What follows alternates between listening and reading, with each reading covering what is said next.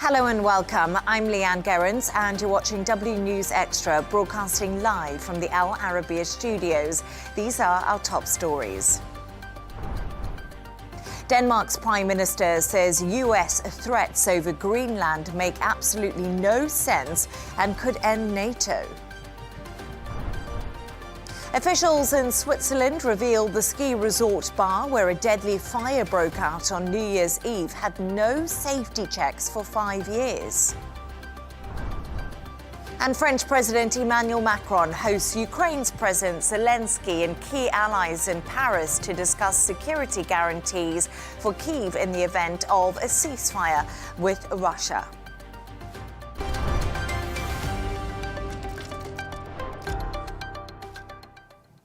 Now, the Prime Minister of Denmark, Mette Frederiksen, has said it makes absolutely no sense to talk about the need for the United States to take over Greenland and warned that it could result in the end of NATO. She made the comments after President Trump doubled down on his threats to annex the Danish territory. His latest calls come after the US successfully captured Venezuela's leader over the weekend. To discuss this and all of today's stories, I'm joined by Managing Director of This Is Dubai, Michael Jabri Pickett, and Chairperson of the Department of Security and Strategic Studies at the American University in the Emirates, Dr. Elie Al Hindy. Dr. Elie and Michael, great to have you on the show and Happy New Year to you. Thank you. Michael, it's been a busy start, let's just put it that way, to the geopolitical happenings since the 1st of January. But let's talk a little bit about Greenland, because that's really come back into focus of late. What are your thoughts on this, and are we likely to actually see the US overtake Greenland? I think the Danish Prime Minister is spot on, that we have to take seriously what the President and his team is saying. Stephen Miller was on CNN and he spoke very clearly about what it is that the US is looking for when it comes to Greenland. And it's not just having more military bases there. He talked about 51st state. As a Canadian, something that I'm maybe slightly relieved, but then I'm thinking, are we going to be 52? And I think that Donald Trump, in the past, I don't know that we necessarily took everything he said seriously, because he would talk so much to the media and he would sometimes say the most outrageous things either on social media or to the press.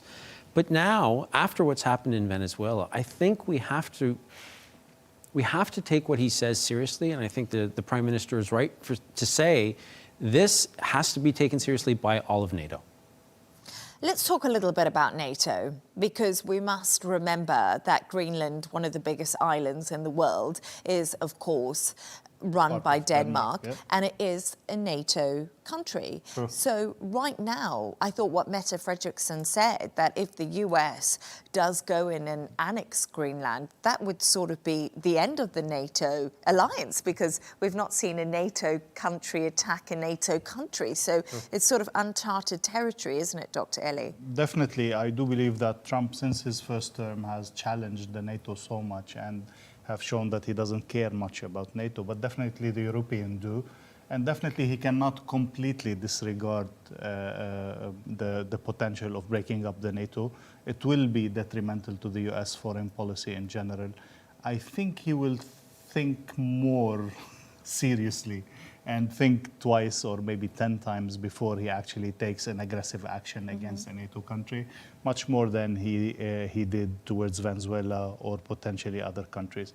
It's a different ball game, but again, can they reach some kind of an agreement under pressure, under coercive diplomacy to try, yes, to get the military bases he wants, to get the strategic depth he wants towards the whole new passage routes that are being created there towards Russian presence in the Northern Atlantic and so on, but also towards minerals and resources that are in Greenland, which obviously is also what he is looking for.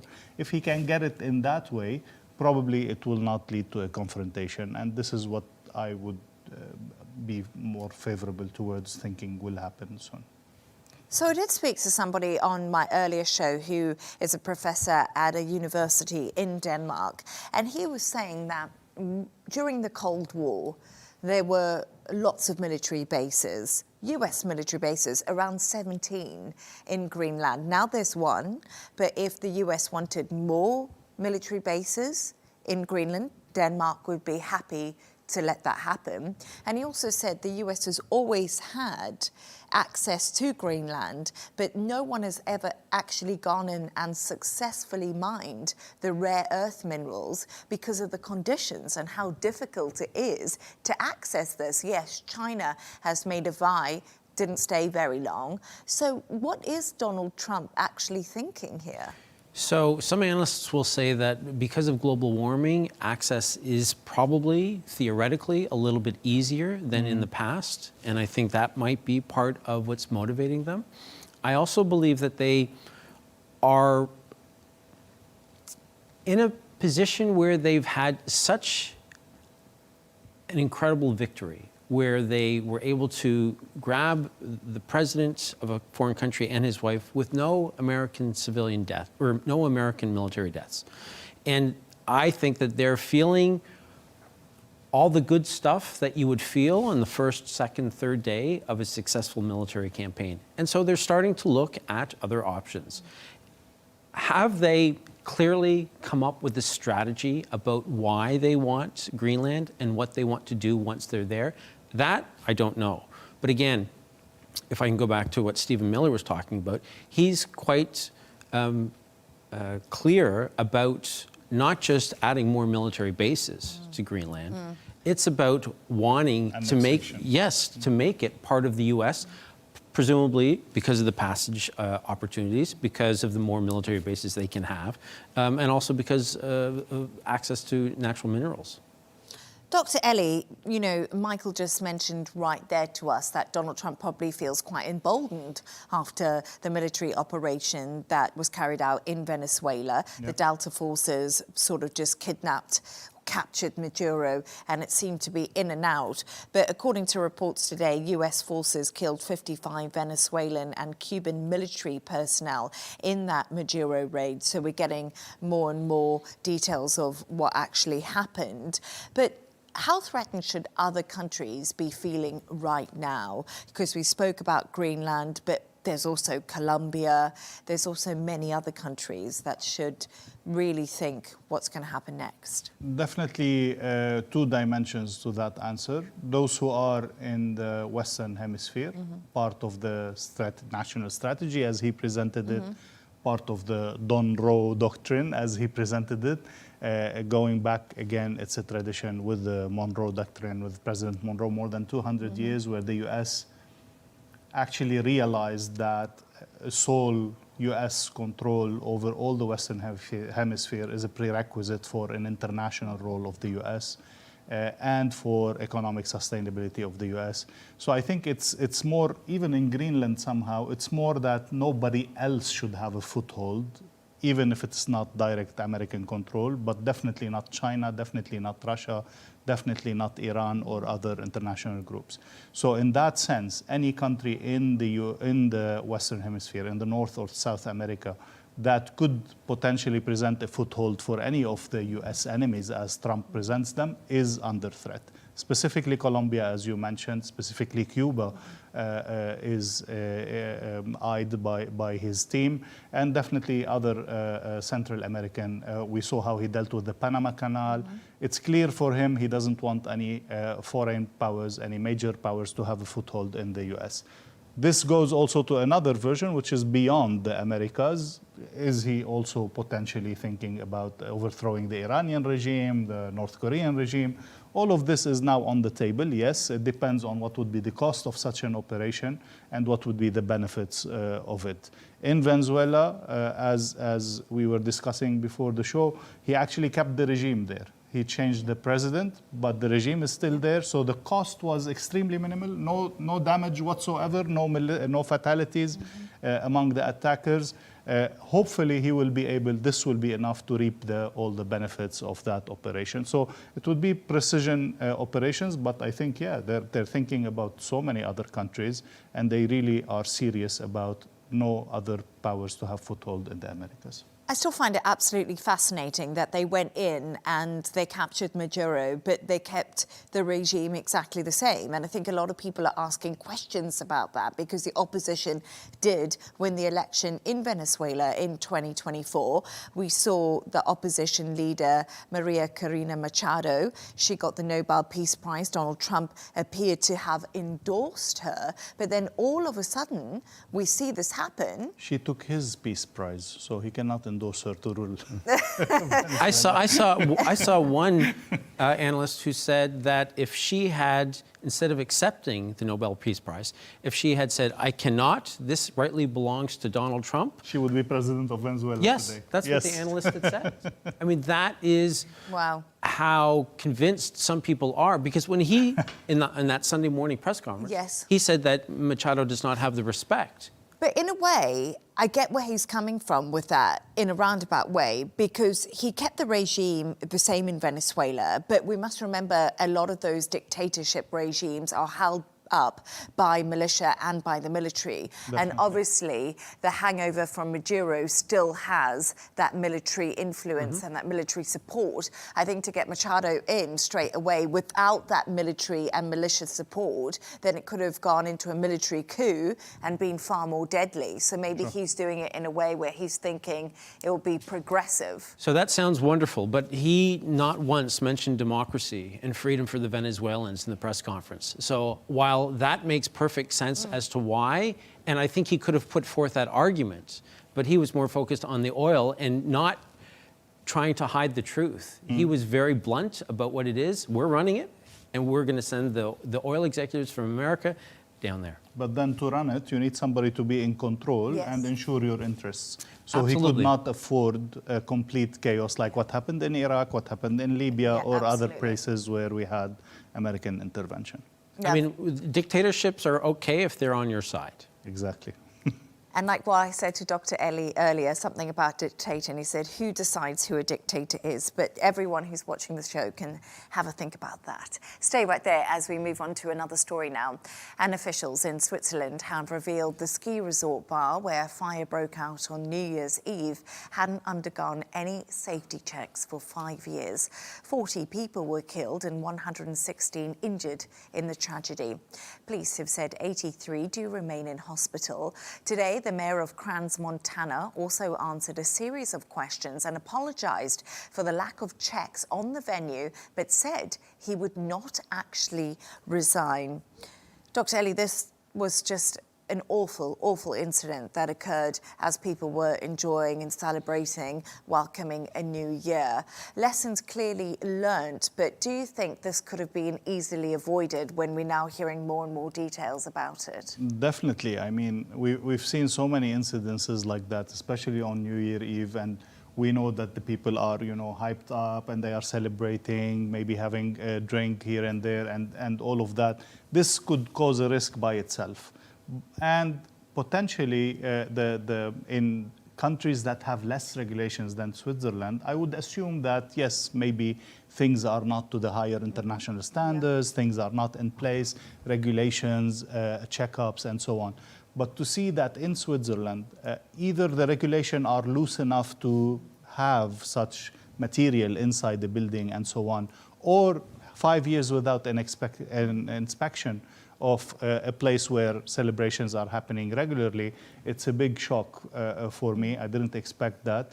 And definitely it's either responsible people in the government that need to be held accountable, resigning definitely, and being more than just resigning, actually held accountable.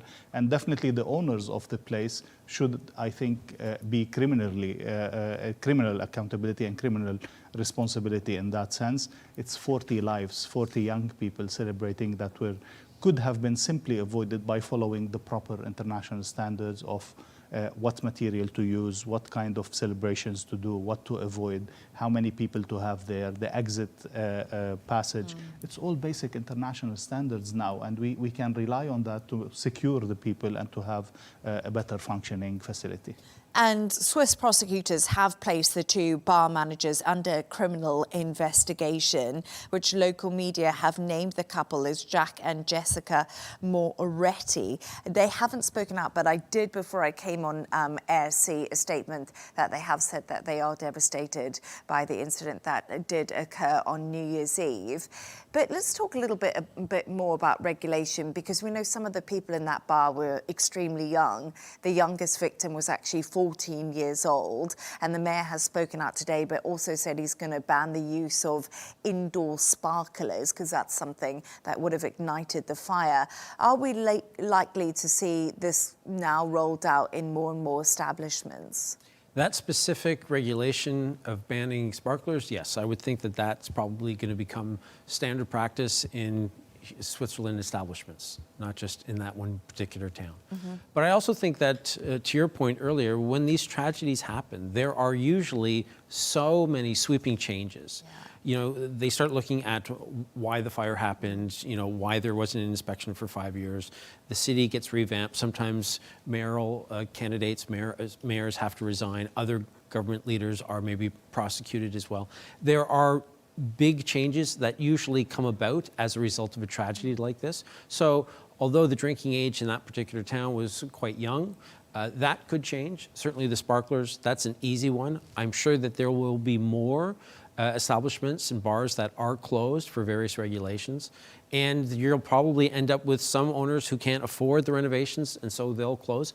It's going to be an ongoing process for years because, as you said, when 40 people are killed and then you have more than 80 who are badly injured, burned, it's going to be something that lasts for at least a generation or two in that particular town. It's going to remain in the forefront of their minds. They're going to want to make sure that that never happens again.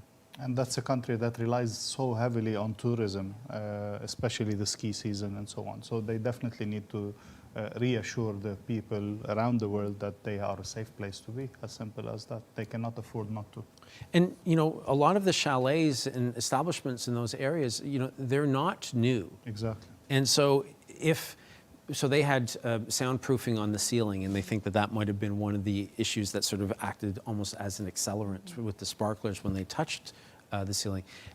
They may have to refigure how small an area people are allowed in. They may have to add a lot more exits. They may have to make sure that stairwells are wider. And it may be an entire revamping of a community. And like you did say that it was such a tragic incident. The day that it happened, I spoke to a reporter on the ground outside where the fire had taken place. And what she said to me is just everyone in this community knew someone there. So it's had such a rippling effect on Switzerland itself, but on the small community in the ski resort, and especially at a time of the year when everyone goes home to visit their families. Yeah. So it's a really tragic scenario, but thank you so much for your thoughts on that. Let's move on now. And French President Emmanuel Macron is hosting Ukraine's leader, Volodymyr Zelenskyy, and other key allies in Paris today in a bid to agree security guarantees for Kyiv in the event of a ceasefire with Russia. Heads of state and top officials from more than 30 countries are meeting alongside US mediators Steve Witkoff and Jared Kushner. Zelenskyy met Trump recently and said his plan to end the war with Russia was about 90% agreed.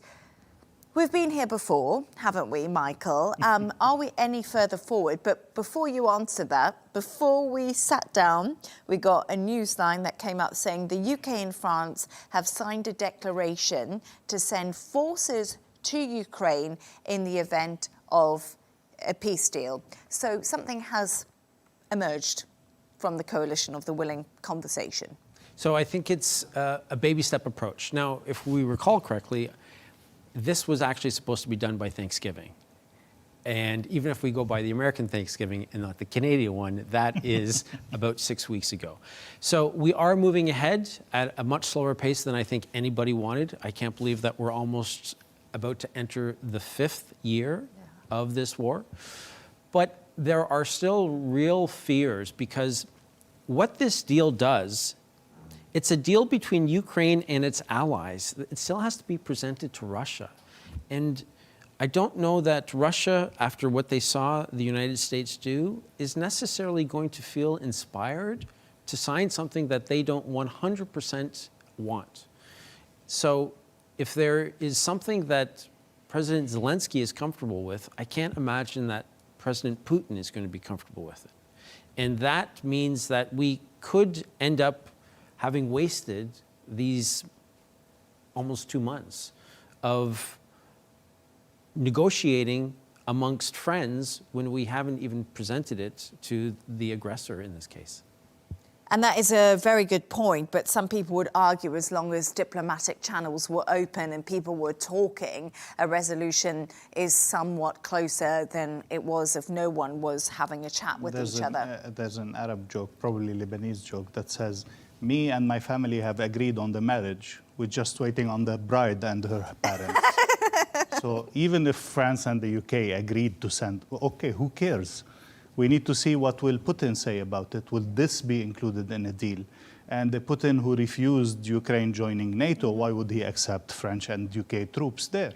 The intentions are good, the declaration are good, the support for Ukraine, I understand that, the security guarantees we've been talking about, but then this is just talk. I don't think it's going to make it to the agreement itself, or it's going to be, as Michael was saying, based on Putin's terms, not based on European terms, unfortunately. And what I find fascinating is Zelenskyy said, right, we're about 90% to a deal, but the 10% is the things that no one can agree on. It is these who's going to have boots on the ground. So like you say, okay, UK and France will have boots on the ground. Russia doesn't agree to it. So the 10% is the main sticking point. So we might be 90% there, but we still seem a way off the 100%, don't we? I just find everything so fascinating at the moment because we mentioned Venezuela, and I don't know what you make of this to Dr. Elie, but it seems like Donald Trump, his interests have changed because he was really pushing to try and get a deal when it came to Ukraine and Russia. But has his interest changed now? The interest, I don't think so.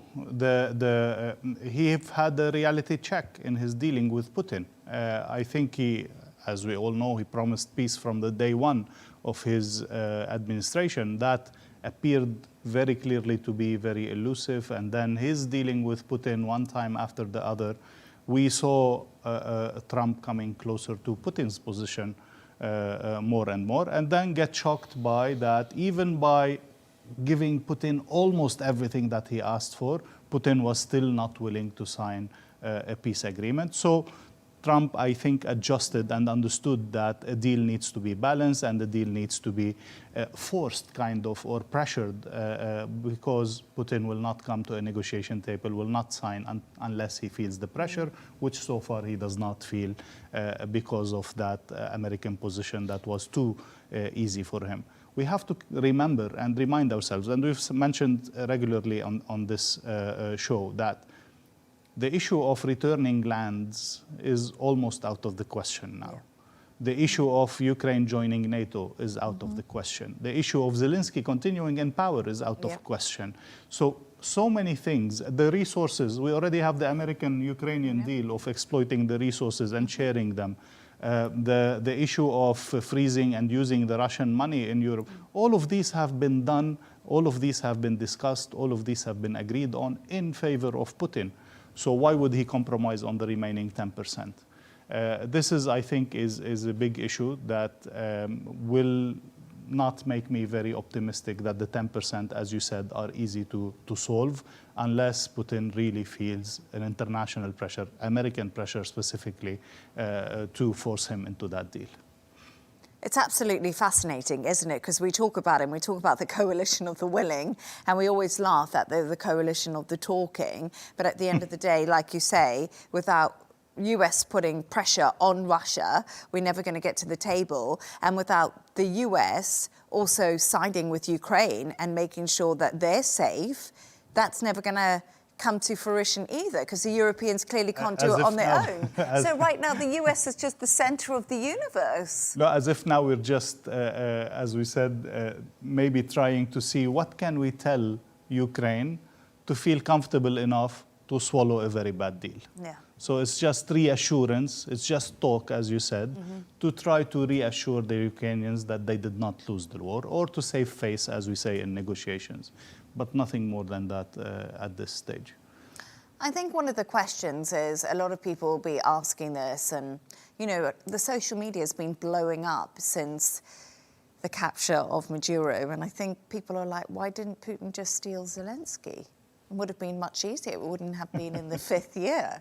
You know, every once in a while there are government leaders that, or their advisors, they think outside the box. And this was, I think, you know, Marco Rubio has said that this is just a legal issue, right? Essentially, it was a raid.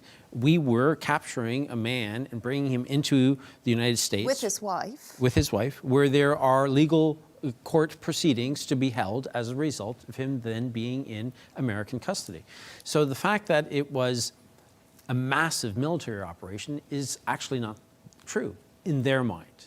And I think that I heard one Russian analyst talking about how Putin must be thinking, if only I had just gone in over a weekend and captured or tried to capture President Zelenskyy or shot down his plane. I could have probably intimidated another leader or two to run who were friendly towards Russia. Yeah. And he could have very easily saved how many millions of lives, as well, or hundreds of thousands of lives at least, as well as how much money. And he wouldn't have been the pariah that he is on the international stage. I mean, Russia has shot down planes before, passenger planes no less. So there could be an oops factor that's involved. And I also think that it'll be interesting to see what happens moving forward. How many governments around the world are now inspired by what Donald Trump has done? But the question, why didn't Putin do it? I don't know that he necessarily thought about it.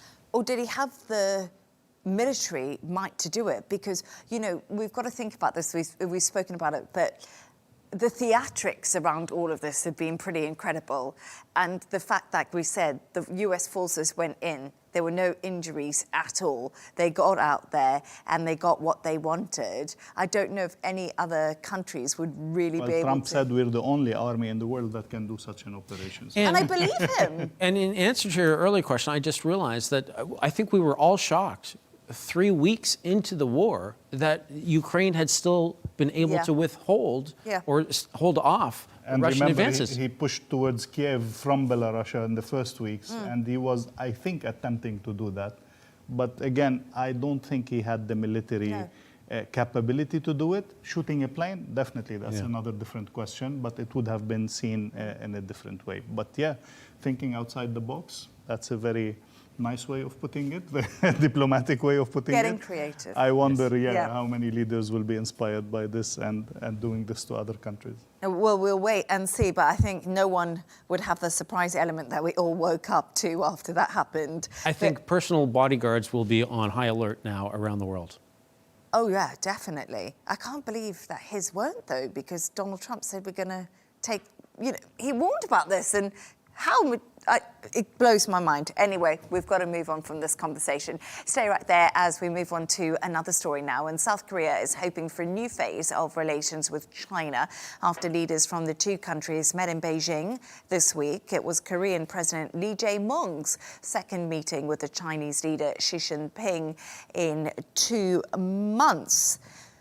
So this is being called a new phase in international ties. How significant is actually this meeting between Xi and Lee? Because things have been a little bit tricky between the countries. Definitely, historically and recently, in every aspect. But I think we need to look at this from two different perspectives. The first perspective is, in today's world, in the new phase that we are talking about, I don't think any country can afford to have an aggressive, combative relationship with China, simply due to its geographic, regional, but also economic, international statute, that it has influence on international economy. It has ability to expose its regional influence to regional countries around it, and so on. Especially countries that are neighboring to China, especially countries that are in direct contact with China, they cannot afford to have a negative relationship. So a smart leader who wants his country to avoid any repercussions, any confrontation, would definitely try to find some middle ground with China in that sense. The other version of that same coin is that many countries around the world feel that they can no longer rely on American support and they can no longer depend on American protection as it was the case a few years back, especially with President Trump, but also beyond this in general, with America moving closer, or the USA moving closer towards isolationism and focusing on internal affairs. So I think it's a smart move by the Korean Prime Minister. And again, aside from the North Korea issue, there's all positives to gain from this relationship, as long as the North Korean issue is under control. And it's really interesting because I do believe that China is South Korea's largest trading partner with significant trade volume. So economically, it would suit both of the countries too. And maybe Donald Trump is becoming the most unreliable boyfriend that many countries are facing at the moment. But Michael, we spoke about the US-Venezuela situation earlier. Could this now pave the way for China to basically be like, we can claim Taiwan? There's no reason why we should hold back now. Well, thinking outside the box, why shouldn't the Chinese go after the president of Taiwan and bring him back? Under pretext of illegal control of elections. Or I'm sure that they can come up with some legal pretext and bring him to Beijing to stand trial. Yeah. And I think that is... Look, this is not the first time that the United States has gone into a Latin American country and done whatever they want to do. But it has set, I mean, the last time they did this was, I believe, 89. Panama. Yes, Yep. Manuel Noriega. So this, however, is an incredibly bold move by the United States. And I wonder what other countries around the world, as I said earlier, would be inspired to do something as drastic and as creative as what the United States did. When you're not going to respect international law, I think that you are opening yourselves up to criticism, but you're also then making... Others are seeing that the playing rules might not apply to everybody, and if we can manipulate the language in such a way that we feel we are doing something that kind of sort of plays within the rules that maybe we have set, it might inspire other countries, China, looking at Taiwan. It might not be, as I said, to kidnap the president of Taiwan, but they might see things a little bit differently. And maybe they think about moving military ships into waters that are not neutral or international. They might be thinking about what can we do maybe to provoke others, but not really provoke. And it creates an incredible opportunity for the Chinese to sort of say, let's put all our cards on the table amongst ourselves and let's see what sort of brainstorming ideas can we come up with. they did invent islands to change international border in the South China Sea, so they are already on the thinking outside the box trend there. So I would also, so. I would also add that 6 months ago, China had that massive military parade, and analysts would say that that was for a reason. Yeah. And that put the US military to shame. Do you remember Donald Trump then started going after the fat troops and making sure they lost weight? Because remember, China just had such a precise military operation that was happening.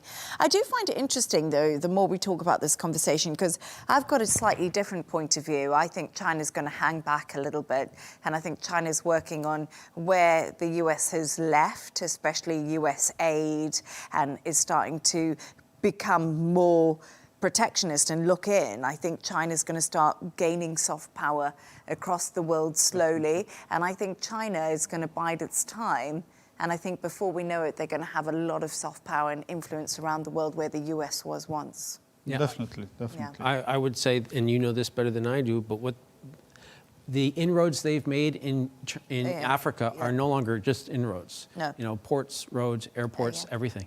Establishment, and that's rare earth minerals, so the conversation does, of course, continue. Yeah, I think simply that China is not at this stage interested in being, a world superpower and running the world or world policeman. They're simply doing exactly as you said. They're expanding their influence in different ways and different kinds. And you don't need to poke the bear. You don't need to confront the US. There's still a lot of interconnections and mutual benefits in that sense.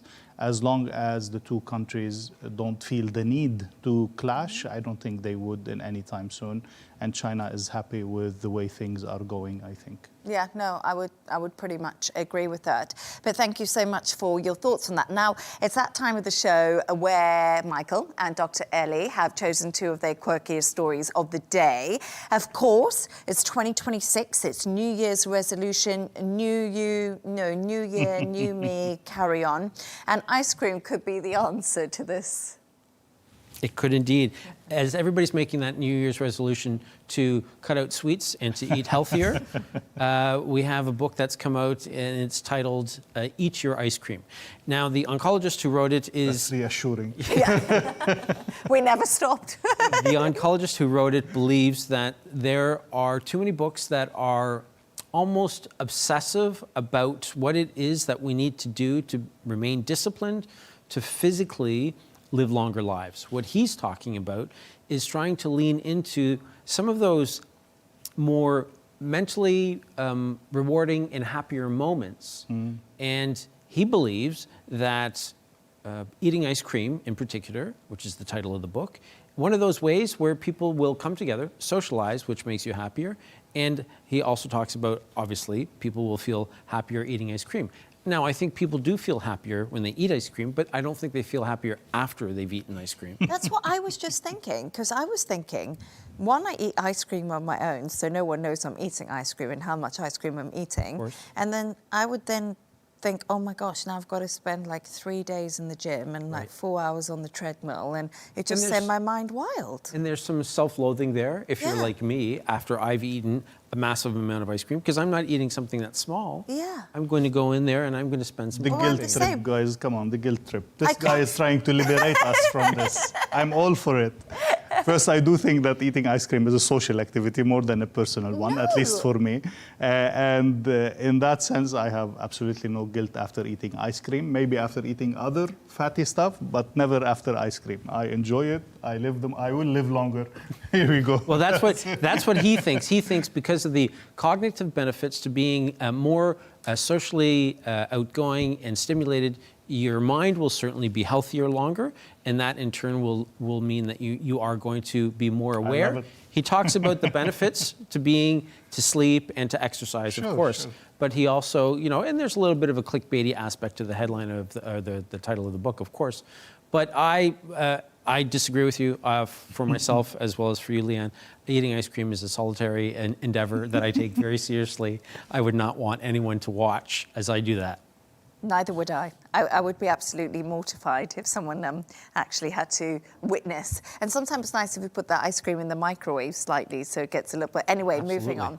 We've got other things to discuss. Dr. Elie, and yours is all about Denmark's postal service. And I find this story really sad. It's come to an end. It is sad, but again, this is how we are moving. This is how humanity is developing. The Danish government have realized that the postal service is not being used anymore. And comparing 2000 with 2004, we have a drop of 90% of people using the postal service. So it became too costly for the government's spending and expenses. They decided to close it down. And it started in 1912, and now it is closing completely, and there will be no ability for people to send letters in Denmark. There will be no mail posts in the streets. There will be very specific services in very specific government buildings where you can actually send something, and definitely the delivery services, which we all live on now, is functioning in that way, that you could also use to send flowers instead of the person you wanted to send a letter to, or whatever. And I think, ice cream, here you go. And I think also they've made the nice way of ending it, by taking all these small post boxes and actually selling them as souvenirs. So the people are keeping it, they're using it as decoration, as memorabilia, and so on. So it's a story that tells us how things are changing in our life and how governments need to adapt. Maybe sad for some people who love the pen and who love to read the letter, but again, how many of those are there? And is it enough to have a whole establishment for it? Sorry, Leigh-Ann.